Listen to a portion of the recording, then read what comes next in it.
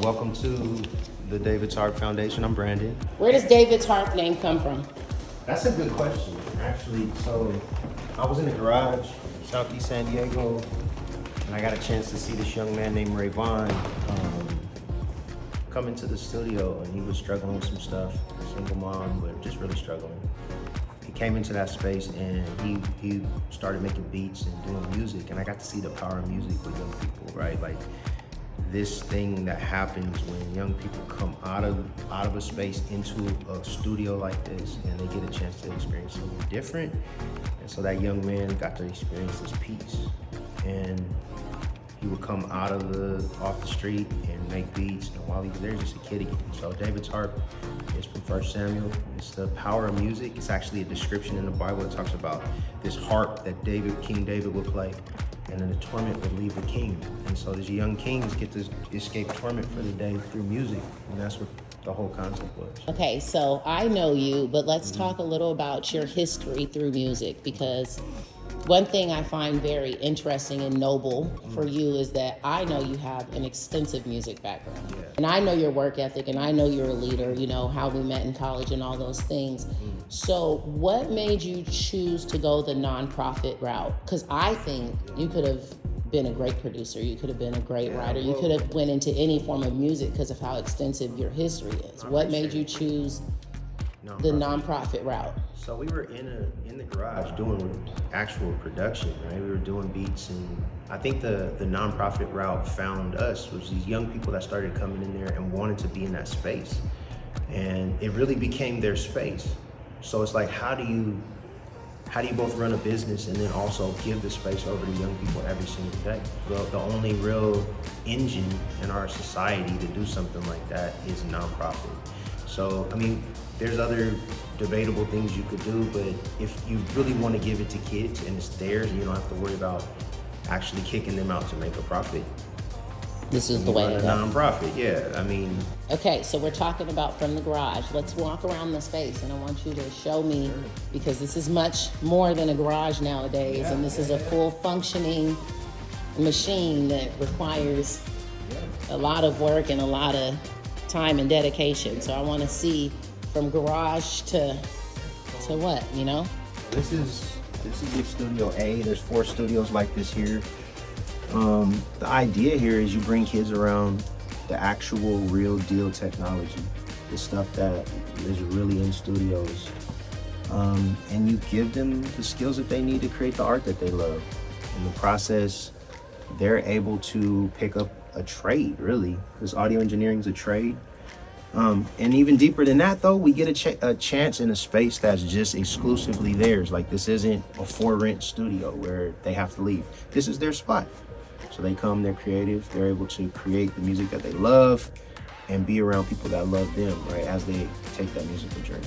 So I know that you're a music guy, but we also at David's Harp, if I'm not mistaken, you do video podcasting, editing, and all of those things, right? Yeah. So was it just the natural process? Like, what made, how do you get your expertise in all the other things? I'm assuming sometimes the kids want some sort of help. They have questions. I know you know music and you've done the producing with that, but like, where do you go? How do you rely on them, or? We expanded the community to do video. So this is the big spot section of what it is where young people are actually creating content. They are doing headshots right now. They're doing videos for clients. Okay, so they get paid. Yeah, I mean, so they're in the process of learning how to run businesses. So a young man named David came to me. He wanted to make money. I asked him if he wanted to make money. He said, yeah, I want to make music videos. I said, do you want to make money or do you want to make music videos? And he was like, I want to make money. So we sat down with folks from the local creative economy and figured out that the best way to make money would be corporate video. So we started training kids in corporate video. I got Evan Yamato, who was in that world, to be the director of that program so that kids would have the direct access to the local folks that are really doing that work. And the second year of the program, that kid Jesus that you just saw in there made 60 grand doing video. And the rest is history. And young people are now creating businesses. There's been 5 businesses created out of that space. So that's a whole, like, let's talk about that, because that's a whole avenue that I think, you know, my kid Joe Kane is actually interested in. Joe Kane is actually interested in doing producing for music, but he wants to do cinematics, right? Yeah. Which I thought, and even now, me and his dad are still like, you don't want to do music? And I think it's just such a innate thing to think music producing is the only way to become successful into something. But Sure. that's also like such a niche world. It's like making it in the NBA, right? You're talking about 1-2% of people that are doing it. Sure. So when we talk about these other students or these other young people or adults, whoever it is, who have a love for music and want to make money, Yeah. so what is corporate Video. video? Yeah, like So what? everybody needs content, right? We live in a world that's driven by content. I mean, you're creating content right now. A lot of people don't know how to create content, and or they don't have the skill set to do it. Mid to small level businesses definitely don't have the time or skill set a lot of times. And then corporations understand the need for that and hire people. So content creation is not going anywhere. Matter of fact, it's the engine really of a business right now.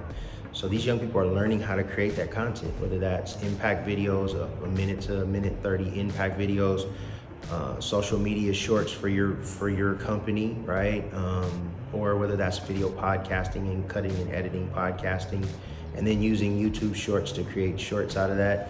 I mean, they're actually doing that work for clients, and they're making money. So if I'm a young kid and I have this skill, or I've taken the time and put in the effort to develop this talent, how do I go about finding these other avenues? What would your be suggesting? Where do you look? Do you just contact a company? They're creating avenues, right? So as the internet evolves and as social media evolves as a marketing platform, these kids are creating these avenues. As they are creating the content, the companies are then displaying that content, and that's creating lanes. So every single business needs to be on social media.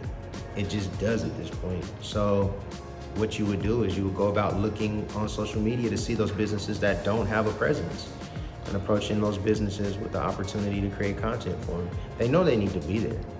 They may not have the money, the marketing budget to be there. That's where you can provide something that someone else can't. You know, you go in there, if you're willing to start them off on that journey at a certain level and help them to grow it. Yeah, the hardest part I think is getting your foot in the door, right? Yeah. And also having the creative resume when you get there to be able to say, this is what I can do. So that's what we're helping them with. The ability to be able to leverage the local creative economy, people that are really doing that work to get the skill set, to get the creative resume, to get in the door. And then once you're in the door, you gotta deliver. Okay, so piggybacking off of that, how do these kids find you? These are, you know, students from neighborhoods. I know in the beginning it was a grades for time. Yeah. I don't know if that's still the policy. How do they find you? How do you find David's Harp in San Diego? So we work with the young people in the community that are the most system affected, really. So we start our journey, one of our journeys start inside Juvenile Hall, inside East Mesa Juvenile Detention Facility, with young people that are experiencing incarceration from a year all the way up to like 6 years of incarceration. It's a long time for a kid. We take backpacks inside that space to teach kids beat making. That elevates the content creation, that elevates the audio engineering, the video editing, and then we provide a pathway back home for those kids. So they come out of juvenile hall back here on probation. We help them navigate probation. So that's one way. The second way is through the local shelters. So we use the studio, the recording studio, to be able to provide a carrot, basically, like an emphasis for homeless kids to get off the streets into the shelter, and then they can come to shelter nights here at the studio to make music. We also, the local school districts, right? So the local schools, we still do trade through grades for recording studio time. And we make deals with kids. We do special deals where young people can come in, get an experience in music production as their grades. We're just following up on their grades. So that's the third way. And then the last way that we do is through the foster care system. So young people in the foster care system come in through Voices for Children with their court-appointed special advocate. But really, the goal here is to provide something for young people that don't typically have access. That is the overarching mission of what we do. All right, so perfect. One last, we're gonna do one more. Yeah. What's the future? What's the Brandon Step future for David's Harp Foundation? 5-10 years from now, if everything, we started from a garage and now we're in this location that's got everything that you need to grow. Is it more locations? Is it expanding beyond Southern California? Like, what's the goal? So the goal is for San Diego County. We have a vision to have satellites of this particular location, east, west, north, and south.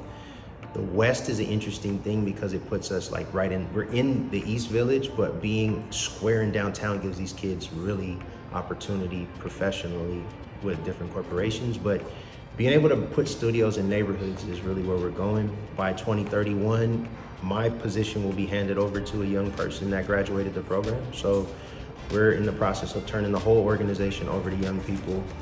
This is Gabe right here. No, you're good. Content creator. So by 2031 in June, I'll be out of a job and a young person will have my position.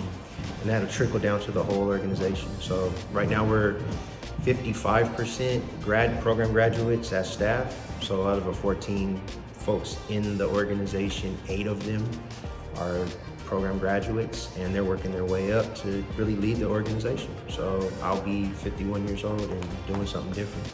That's the goal. But well, I love that. I would want to be 51 doing something different too. I think I do something different about every 5 to 7 years though. Good So for you. you've got more longevity experience than I do. So what's post 51?